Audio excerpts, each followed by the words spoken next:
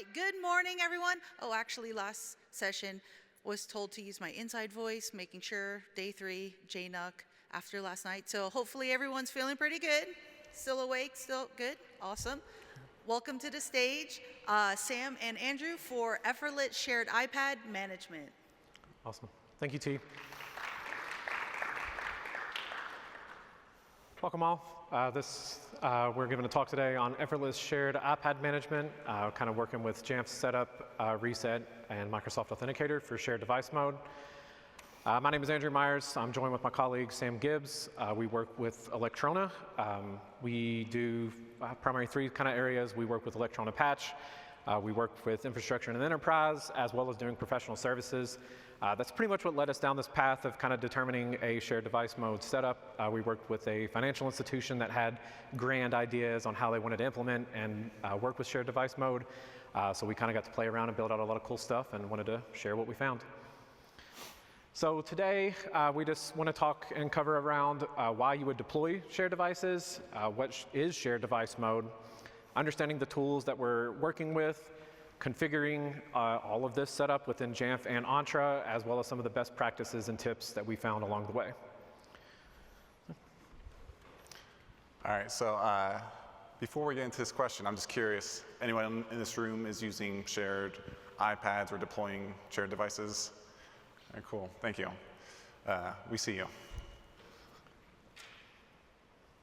All right, so question, why would you share devices? I think the answer is fairly self-explanatory. You're aiming to cover devices with frontline workers, typically in areas like hospital, education, retail services, and financial services. And the goal there is to have devices where you can leverage shift roles where the content and apps and identity follow the end user, but the devices don't need to follow the user. So if you're a nurse working in a different location in the hospital, or if you're a retail worker who maybe works in a different area of the store, you don't have to have the device with you at all times. Also, it lowers, because of that nature, it lowers the number of devices you actually have to deploy, especially if you leverage shared devices in a shift-based environment where you only need to have the number of devices available for your shift workers. All right, so what is shared device mode? We're going to be talking about this specifically a lot today. And a dictionary definition from Microsoft Entra is it's a feature that allows shared device usage among employees. Again, it's in organizations that have frontline and shift workers. This is a feature that Microsoft has had for a number of years. We'll get into a little bit later why we're talking about this, what brought us on talking about it specifically with Jamf and iPads. But the main idea with this is that it's something that's available for mobile devices for Android, iOS, and iPadOS. All right, so what do you need to actually deploy shared device mode? We're going to be talking, obviously, in the context of iOS, and we'll probably be referencing iPad a lot, because that's what we're aimed to build this for. But this is obviously also available for iPhones as well. So you need a relatively modern version of iOS, an MDM that supports shared device mode. You need a Microsoft Authenticator app. You need an Azure subscription for folks that will be using the shared device. And one of the most important parts is whatever apps you're deploying need to support shared device mode.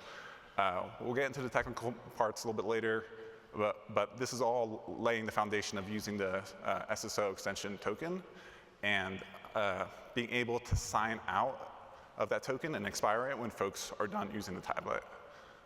So the apps that you're using, the developers need to be able to leverage the MSAL or the Microsoft Authentication Library so that when the device is signed out, their session is signed out from the iPad. But we'll have links and such to follow up with this, but Microsoft has a pretty good GitHub blog post about what some of the MSAL language and stuff looks like and how your app developers can look to add that to their apps for actually referencing some of that as well. So one thing we want to make sure and cover is shared device mode is not shared iPad. There's some key differences there. Even though it's the shared word is shared, it's not really shared the same way. So kind of looking this from a side-by-side comparison, here on the left-hand side is we have a shared device mode iPad using Jamf Setup, and here on the left side is a shared iPad. Really the key differences kind of break down between the user entities that exist within it. With shared iPad, you kind of get a residual account that you can have customized and continue to exist on it, whereas a shared device mode device allows for individual sign-ins with it to set up the device and set up a role, but the interface and interaction with it is reset upon each use. So kind of to break that down a little further here, with shared device mode, they can be shared instead of individually assigned. Same thing with shared iPad. They can be shared but somewhat individually assigned. But again, that session that is on a shared iPad remains constant whenever they come back to use it again. The shared device mode does allow for a seamless sign-in and sign-out with Jamf Reset. And the security policies that exist within your environment can actually be applied to shared device mode devices, whereas with shared iPads, the security policies just cannot be applied to those, as Entra doesn't know how to determine the compliance of it. Again, shared iPad, as it's called shared iPad, only works on iPad. So how do you enable shared device mode? It's actually pretty simple. You need a single sign-on extension configuration profile and Microsoft Authenticator. Thank you. Do we have any questions? We're going to go a lot more in depth with this. Again, this is the bare minimum of the requirement to set up a shared device mode iPad, but again, the convenience here is some of the features that Jamf enables with some of their applications that we're going to go and dive into a little bit deeper here. All right, so we're here at JNUC, obviously. So what does Jamf bring to shared device mode? There's been a number of talks about shared device mode this week, so if you've had a chance to attend those, you probably know what the answer is, but hopefully we'll go a little bit more into detail in covering how they set these up. So the answer is Jamf provides these two apps, Jamf Setup and Jamf Reset. So we'll go a little bit into the history behind these apps and what the features they allow. So Jamf Setup, I was going to ask, anyone here using Jamf Setup? Awesome. All right, cool. Jamf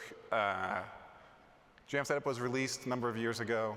It was aimed, again, initially at providing devices, iPads for frontline workers, primarily in a healthcare setting. It was early initial implementation. End user would pick up the iPad, they'd choose a role, whatever role they had for their shift, and that would kick off the workflow. Over the years, Jamf has brought a number of improvements. Most notably, a couple years ago, they introduced Entra integration so that you could sign in with your Entra account. This allows you to not only be able to tie and let people sign into the app, but also sign roles to them, which is very beneficial. And then what really brought and spurred this talk was earlier this year that we released an integration with the device compliance feature inside of Jamf Pro to enable shared device mode. Prior to this, you weren't able to do this with Jamf Pro at all. Initially, for a little short window, you could do it, but you had to have a manual activation where someone with global admin rights had to physically pick up the iPad and sign in. But with the change earlier this year, you're able to fully do it through Jamf Pro and let the end user actually pick up the iPad and activate the shared device mode. Jamf Reset has a similar kind of backstory. It was released alongside Jamf Setup back in 2018. Initially with Jamf Reset, all you would do is you open the app, hit reset, and it would do an erase all contents and settings. The attractive feature there, obviously, is nobody on the IT side has to push a button to wipe the iPad. You don't have to plug it into a cart to get erased. Anyone with the iPad could actually do it. Over the years, Jamf has also improved Jamf Reset, including the feature called Soft Reset. The idea here is that Jamf Reset doesn't wipe the iPad. It clears off the SSO token, quits your running apps, and tries to get it back to a more or less clean state where the iPad can be handed to somebody else without having to fully erase the iPad. I also added the ability to have shared device mode, and you can also clear passcodes with that soft reset.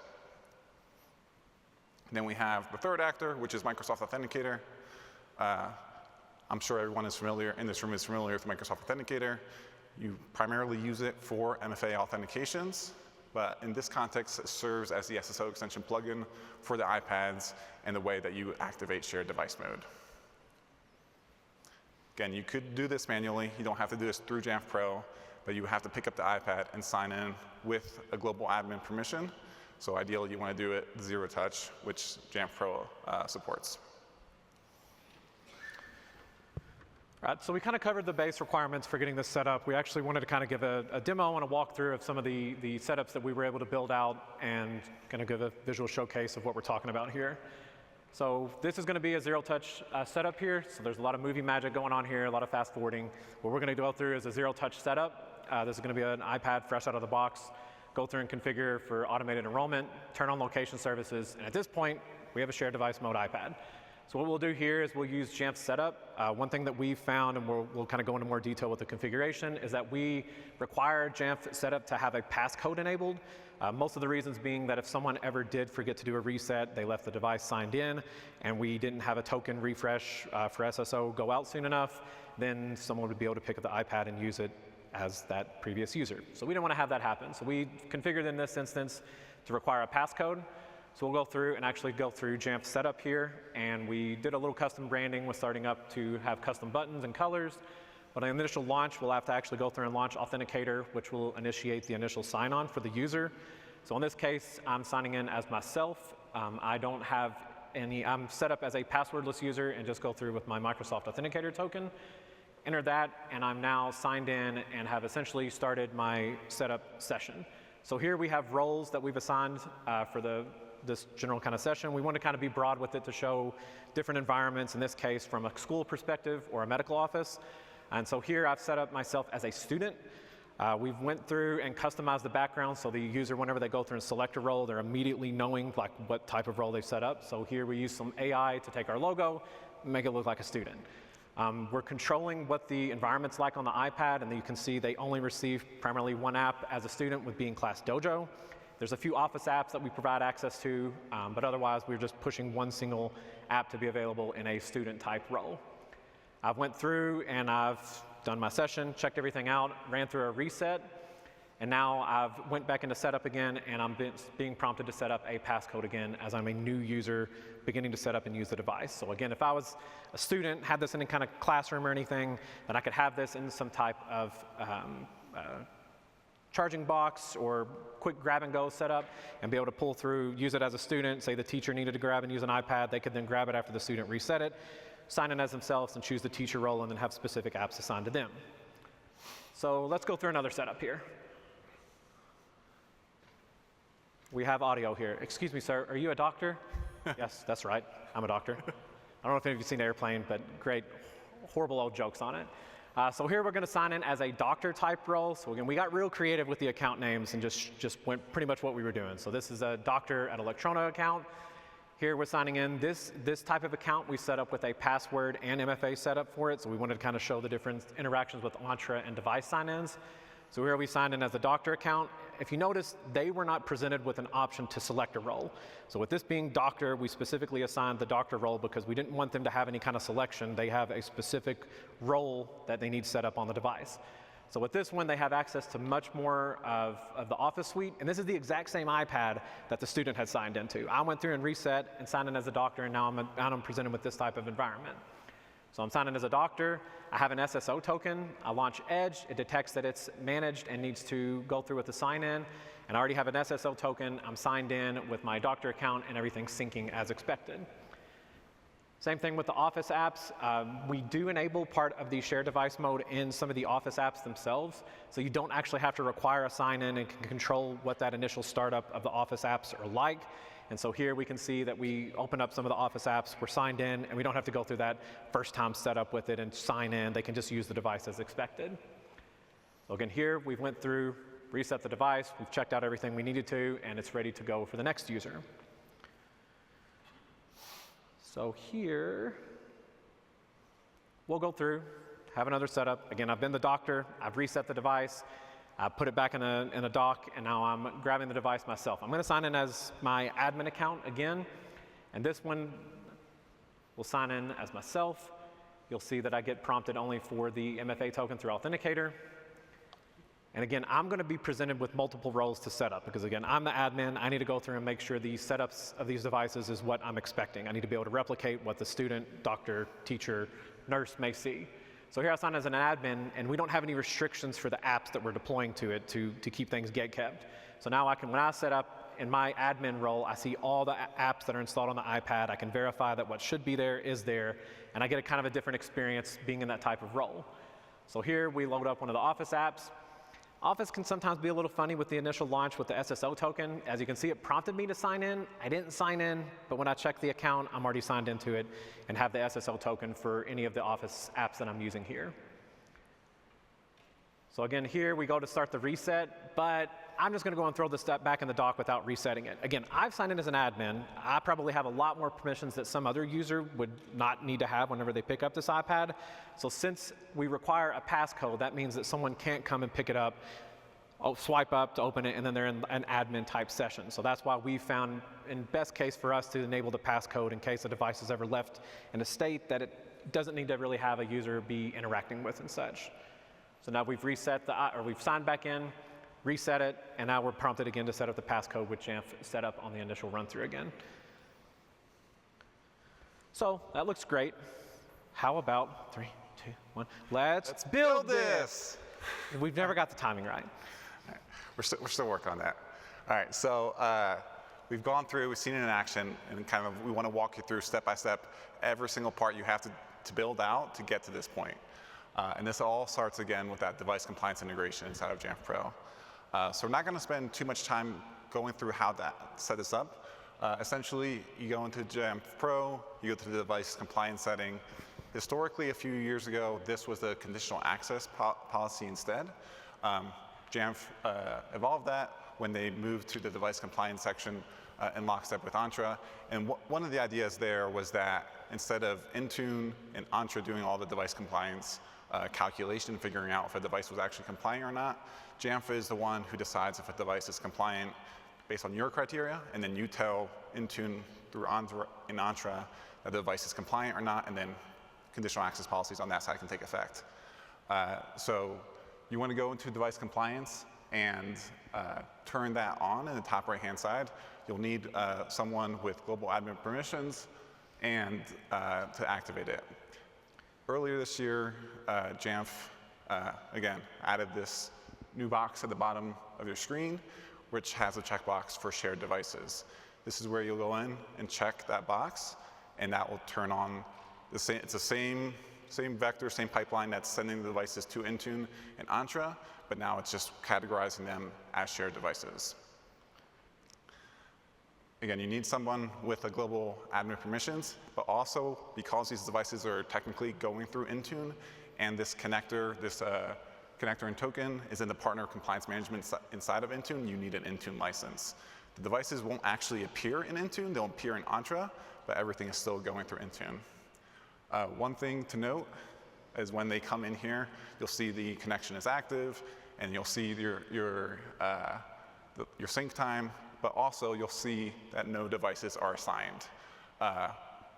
If you've ever set this up for iOS or for macOS, you probably know that you have to assign end users to these connectors and so that you can activate the device compliance.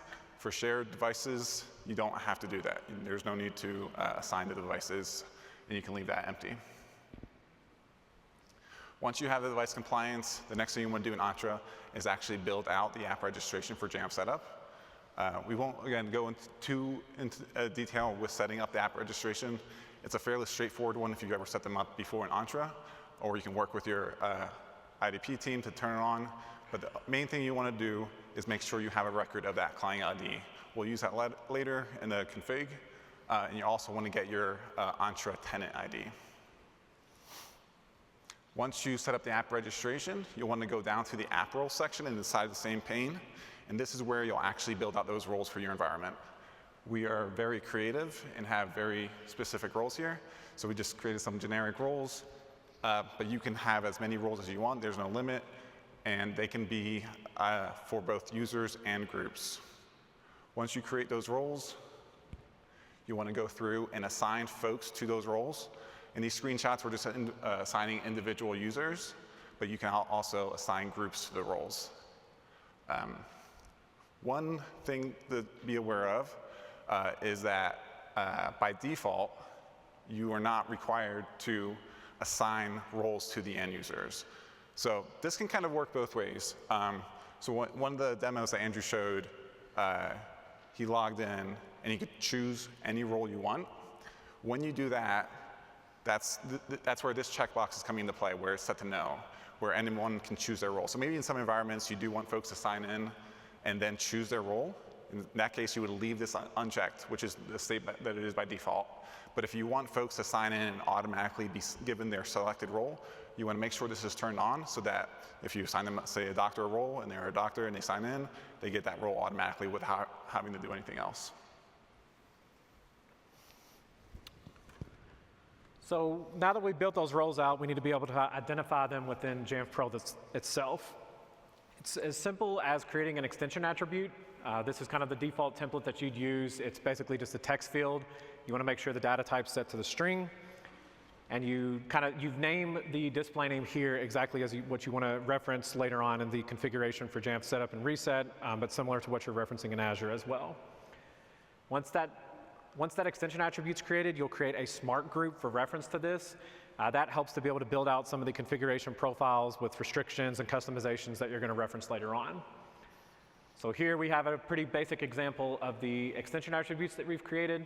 There, again, we got real creative here. We just kept everything with the Jamf Setup role with doctor, nurse, student, and teacher.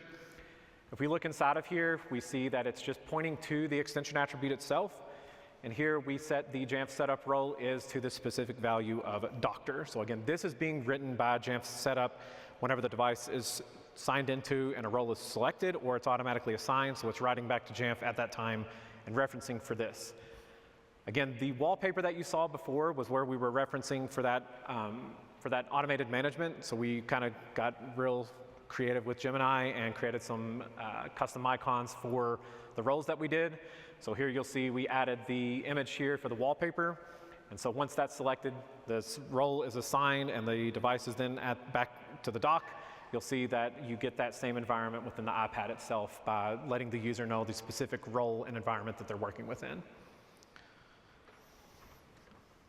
So once we have those unique smart groups built out, the next step you want to do is create your configuration profiles. And here's the list that we would recommend you setting up in your environment. So first off, we recommend setting up a home screen layout. Jamf's recommendation is to have one home screen layout. You could technically have a different home screen layout for each of your roles, but that can cause issues. So what we found that worked best, is to have one home screen layout. And this is what you choose which apps are in your dock, which apps are on the first screen, and we recommend building it around that logged out user experience. So when the user goes to pick up the iPad, it's just the same always home screen that they're familiar with. After they log in, then they see the second, home screen layout basically app setup that they're used to in their role, but the initial setup is always the same. Next, you'd want to build out some restrictions profiles. We recommend starting with a base restrictions profile where you can do things like preventing folks from changing wallpaper, from signing into your Apple accounts, from erasing the iPad, anything else that your organization requires, maybe disabling AirDrop. You build that all out in one restrictions profile. Then you'd build some additional restrictions profiles, and this is where you start getting a little bit more granular with your roles and really specify and leverage the ability to hide apps. So what we found works best is, let's say your one iPad is used for many different roles. You'd push all the apps that you might possibly ever use and have it installed on the iPad at all times, versus reinstalling and uninstalling as you switch roles. That way, and you just leverage the ability to hide and show apps instead, so that when you sign in and you have a curated list of apps that you're allowed to see, those just immediately pop up. And when you sign out, they get re-hidden. a different role has a different list of apps that come appear to the end user. That's actually one thing Sam and I went back and forth on a few times when building some of this out, is I was like, let's do it whenever the role is assigned, then we'll push the app. But more and more we found that there was just a delay when you chose a role, and then you're waiting for VPP to push your apps back down to the device, as opposed to just having it there and just hiding it from them. And then you'd want to build out any other configuration profiles you might find useful in your environment. So obviously, I think you'd want to have a notifications configuration profile where you're allowing all those notifications so that when they go to open Edge, Word, any other apps, you don't have to get prompted to allow notifications, build out your Wi-Fi, anything else that you might use in your environment, and then again, passcode. So Andrew talked about this a little bit earlier. When you go to implement Jamf Setup, you have two options. You can either require a passcode, which is what we found best. That way, you can't even log into Jamf Setup before you set up a passcode. That way, if you just walk away from the iPad, nobody can just pick up the iPad and get into your account. The downside with this is that there's no passcode on the device at all times. But if you need that in your environment, you would require a passcode policy, but that means you would not be able to leverage the unique passcode per user. But that might make sense in some environments where it's not really a big deal for folks to pass the iPad back and forth and potentially be able to sign into someone else's account. The other configuration profile I'll talk about is the single sign-on extension config profile. Because if you remember back at the start of the talk, we said that's one of the two requirements that actually turn this on. So when shared device mode was initially set up by Jamf, and with this new feature, you needed a SSOE config profile with a specific plist that turned on this shared device mode key. There's some issues with that, so Jamf did away with that, and instead, going back to that shared device mode box in the device compliance screen, when you check this box, Jamf is actually secretly pushing out an SSOE config profile on your behalf. So there's actually nothing for you to do. If you deploy an iPad or an iOS device with shared device mode and go to the management history, you'll see that Jamf is pushing this profile. And when you look at the actual installed profiles, you'll see the SSOE profile installed on your behalf. So no action needed to take there for you. Instead, there is an option back in the your left-hand side, that bottom checkbox. If you want to have a custom additional plist settings, you can add those onto the SSOE config if you need to. So outside of the configuration profiles, we'll look some at the actual app deployment that we're doing with Jamf Setup and Jamf Reset. There's some configuration options there that Jamf gives a really solid template and basically giving you all the payload that you need. And there's just plug and play items that you'll want to add into that. So again, with deploying these, you want to acquire and deploy just like any other VPP app. You want to make sure to set the apps to install automatically, check to make sure that they're managed where possible, and enable managed distribution. Outside of that, if you don't check those simple boxes there, you're going to have users get those apps installed, and then you'll have prompts to sign into the App Store. And again, we want to have this as a controlled environment and as little interaction and sign-in as needed. From there, you'll have an app configuration with these. These are not using a configuration profile to read from. We'll actually do an app configuration. And from there, you'll have 5 main areas with the Jamf Pro authentication, the IDP config, branding, role definitions for the shared device mode configuration, and the device reset settings. Again, those two bottom are specific to Jamf Setup for the role definitions and the device reset settings for Jamf Reset. So let's look at an actual app config. And I'll apologize, we did not know that we were going to be in a room with 2 screens and people so far back. So some of this may be hard to see. Again, we'll have all these in a URL at the end of the slide to be able to reference for anything we're talking about here. So this would be the default app config, our customized app config. Again, the contents of this are mostly supplied from Jamf and their documentation on how to, or what to configure here. So we'll start from top down. This section, there's not really anything to do with. What's said here is mostly referencing, so it points to the correct Jamf instance. Below, we'll have the roles that are assigned. So these have to match specifically to what you have as the Azure roles that you've created for your app registration, what is matching the extension attributes from both the extension attribute name of the Jamf Setup role, as well as the specific roles that are available to be configured within there. Here, you'll actually have the authentication settings. So this is where you'll actually refer to the app registration that Sam had walked through in Entra earlier. So that registration, tenant ID information is where you'll supply here. Next up is branding. Again, this is just how you kind of make it your own. It's where you make the users feel comfortable with it. So if you have brand colors or naming of things that are just more comfortable for them, you can customize and set that here. And finally, we actually set up for requiring the device registration for shared device mode. Again, this is kind of a general overview. It seems like a lot of things, but a lot of it's really built in around the branding and such, and actually choosing to make it look more comfortable for your users. So next we'll look at Jamf Reset. Very similar to Jamf Setup. We have a lot of the same similar items. Top first 3 sections, we can kind of bypass. They're very similar to the Jamf Setup configuration. The main area that we want to look at here is at the very bottom, where we want to have the device reset settings. So again, Sam had mentioned earlier where Jamf had introduced the option for Jamf Reset to have a soft reset. So this enables you to have that much more of a quicker turnaround to reset the device from a soft standpoint and actually let someone pick it up and configure it that much more quickly without having to go through Setup Assistant and an automated enrollment. And the final piece is the extension attribute to specify for where it needs to be able to write back on the reset to set that value back to a null value. Next up, we'll look at the Authenticator and a few others that we wanted just to be able to highlight on. Authenticator, it's again similar to every other VPP app. You want to make sure and include the register as managed. But other than that, there's actually no additional app config needed. Previously, there were some settings to apply to Authenticator, but they've made some updates to where it's able to reference other environmental settings to be able to apply what would be a shared device mode. Then you'll go through and deploy any additional apps as desired. Those could include those mostly around the Office suite. We recommend, again, deploying all apps to the shared iPads and controlling what apps are seen just through a restrictions profile as opposed to deploying them based on the role that's selected. And again, the apps that are deployed, they do have to support the MSAL technologies from Microsoft. If you deploy an app that does not support this, a user signs into it separately from an SSO token. That Jamf Reset won't necessarily clear that sign-in from those specific apps. It's only those that leverage an SSO token. And then you'll build out any kind of app configs as needed or as supported. And so we'll go through and look at some of these here real quick. So Microsoft Word, we mentioned having a shared device mode enabled for those.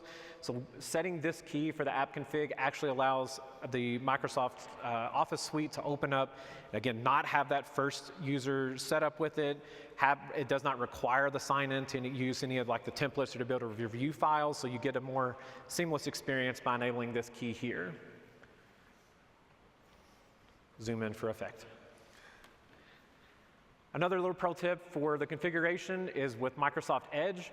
So here you're able to set it as the default browser. So again, we're coming from an Entra Microsoft environment, so more than likely forcing users to use Edge. Sorry, users. This though, you can set it to be the default browser. You can again hide that first run experience so they're not having to open up Edge, talk about what's cool with Edge, because we know there's not a whole lot. And then you can set the Edge new tab page. So again, we take the opportunity, so we set it to our Alectrona.com domain. And if you haven't looked at the Edge policy documentation, there's actually, I think, close to 100 keys that you could set to customize Edge for your environment. Yeah, Microsoft, for all of the hits that I take on it, they do provide a lot of configuration and customization options to make Edge work well in your environment. So now to kind of wrap the configuration up, the last thing you want to do is make these iPads not only easy for end users to pick up and sign into and get their role, but also to deploy new iPads for your folks to receive, unbox on their own, and sign in and get going. So a lot of this is pretty straightforward, but we figured it'd be helpful to go through and cover a little bit. So we recommend taking the approach with Jamf Pro to create a single pre-stage for these shared devices that is different from all your other mobile device pre-stages. And inside that pre-stage, we recommend making it as simple and as straightforward for folks to log in and get through the enrollment and get to the home screen of the iPad. So that includes skipping all setup assist options. We recommend leaving location services enabled since so much throughout iPad OS requires that, and you'll have headaches if you don't enable that. There is a checkbox in the pre-stage to await config or ensure that all configuration profiles are installed before you get to the desktop. We recommend turning that on so that all those configuration profiles that we walk through setting up, the restrictions profiles, those notifications, they're all there before your end user reaches the desktop. And Seems a little obvious, but we recommend having a naming pattern, especially because these devices are going to be coming into Entra. You're probably going to have your Entra admins looking and being like, what are all these iPads coming in? We recommend having a good prefix, maybe with a serial number that identifies them clearly to your admin and to your environment.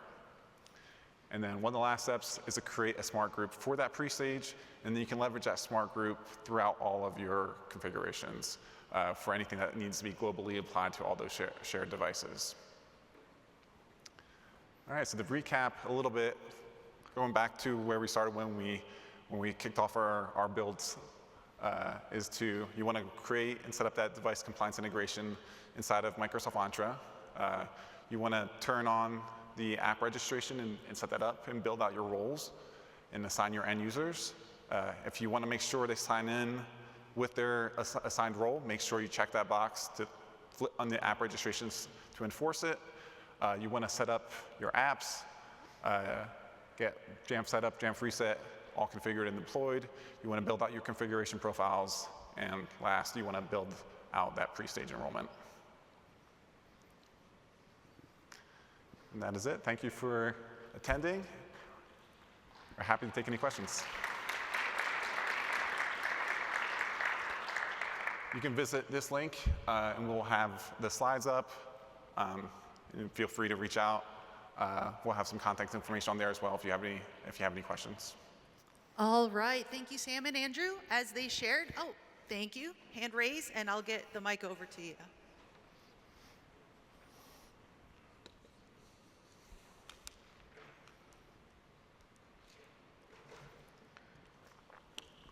The passcode for Jamf Setup, I didn't see that in the app config. Where is that set to require that?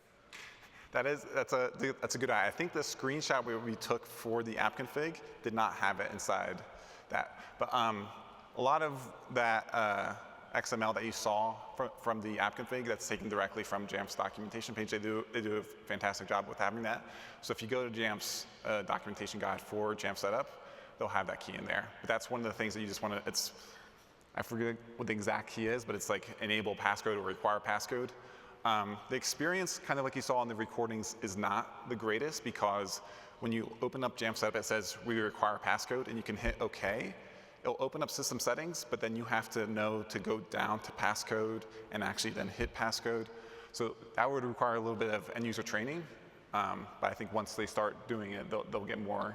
And there was another talk yesterday. I think the people from Crocs were presenting on some of how they enabled some shared device mode, and they went with a much more aggressive refresh token for the SSO piece of it. So they kind of provided a way that the token just refreshed in such a rapid rate that it had the users, I think they were doing like QR code sign-in, so they were able to reset that much more quickly and not have to worry about having a device code on it, because as soon as someone opened it up and they didn't reset it, then they weren't authenticated to anything to begin with. Cool. Thank you for your question. Hey, quick question. We use the setup and reset process, but we did this back in like 2021 and haven't touched it ever since because it just works. And if I touch something, it will break, guaranteed. So you mentioned about the Microsoft Authenticator deploying that to the devices. And if I remember correctly, when I set it up, I had to put a global admin to log into that to get it all to work. Are we now able to do that without having to get someone to touch the device first? Correct. Exactly. That was one of those changes that kind of took effect. We were trying to figure out. Earlier this year in January. So with that checkbox inside of device compliance, that's what allows basically Jamf Pro to do it without needing the global admin to physically pick up the iPad and sign in. Excellent. And then last question, you may have answered it, but the passcode thing and involving user training. So like, for example, let's say the doctor never signed out with the passcode, someone else needs to pick it up. We don't know what the passcode is. Dr. X is over here working on patient Y. Yep. In that situation, is like, well, we have to wait, or is there like a wipe command we have to send the device? What happens there? There was a talk yesterday again. Who was that? Was Tim Knox from Jamf. Okay. So basically, so Jamf also has another app that we didn't talk about called Jamf Mobile Assist, which is basically geared to it doesn't require any authentication, but you can send certain API commands from the app to the shared device. And what he demoed there is the shared device iPad having a QR code on the lock screen. and someone, like maybe a manager in the store, would pick up the iPhone and log into the Jamf Mobile Assist, and there was an option in there to restart the iPad and clear the passcode. And so that if somebody forgets and then walks out of the shift, that's what you would do to clear the iPad. Otherwise, it's a support ticket or support call and specifying the device and then having them just send a remove passcode command from Jamf and clearing it out. Awesome. Thank you. Great question. Any other questions?